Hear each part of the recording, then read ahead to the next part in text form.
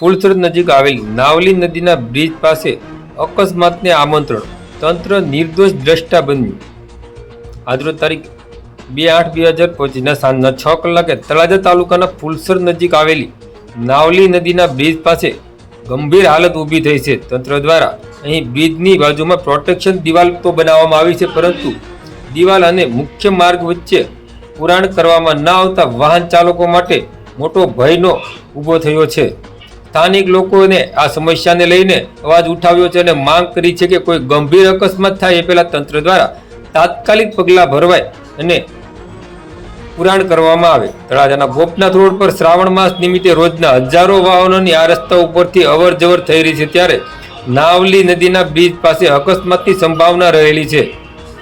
આમ આદમી પાર્ટી દ્વારા આ મામલે ગંભીર આક્ષેપો કરવામાં આવી રહ્યા છે. પાર્ટીના નેતાઓનું કહેવું છે કે અહીં મોટા પાયે ભ્રષ્ટાચાર થઈ રહ્યો છે અને તંત્ર જાણીબુજીને આંખ આડા કાન કરી રહ્યું છે.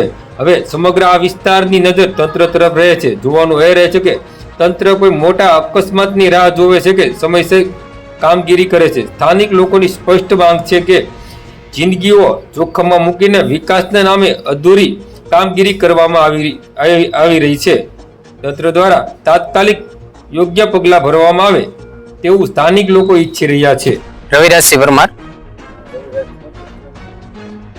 હવે ગુજરાતમાં માત્ર એક જ વસ્તુ છે, ઈમાનદારીથી થાય છે. ભ્રષ્ટાચાર ભ્રષ્ટાચાર ભ્રષ્ટાચાર.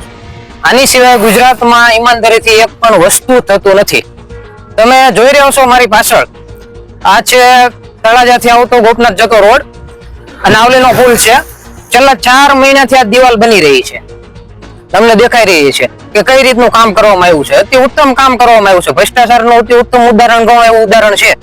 તમે જોઈ શકો છો આ કે કઈ રીતની દિવાલ બનાવેલી છે કે જે કોઈ પણ વ્યક્તિ સીધો રોડેથી આવે એટલે સીધો અંદર મોતના મોંમાં ઉતરી જાય એ રીતનો આ મોતનો ઘાટ આખો ઉભો કરવામાં આવ્યો છે.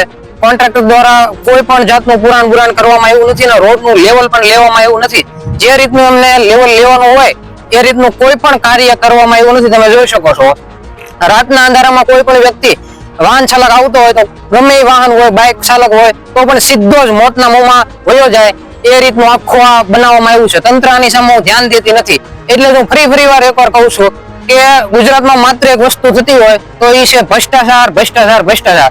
તો એક ખાસ ચીમકી ગણો તો ચીમકી અને વિનંતી ગણો તો વિનંતી કે તાત્કાલિકપણે આનું કાર્ય પુરાણનું કાર્ય પૂર્ણ કરવામાં આવે એવી આમ આદમી પાર્ટી તળાજા વતી આમ આદમી પાર્ટીના પ્રમુખ સાહેબ પણ મારી સાથે છે. અમારા બધાની એક વિનંતી છે કે તાત્કાલિક જેટલું બને એટલું તાત્કાલિક તંત્ર આની ઉપર ધ્યાન આપે અને આ કાર્ય તાત્કાલિક કરવામાં આવે જેનાથી માણસો મોતના મોંમાંથી બચી શકે.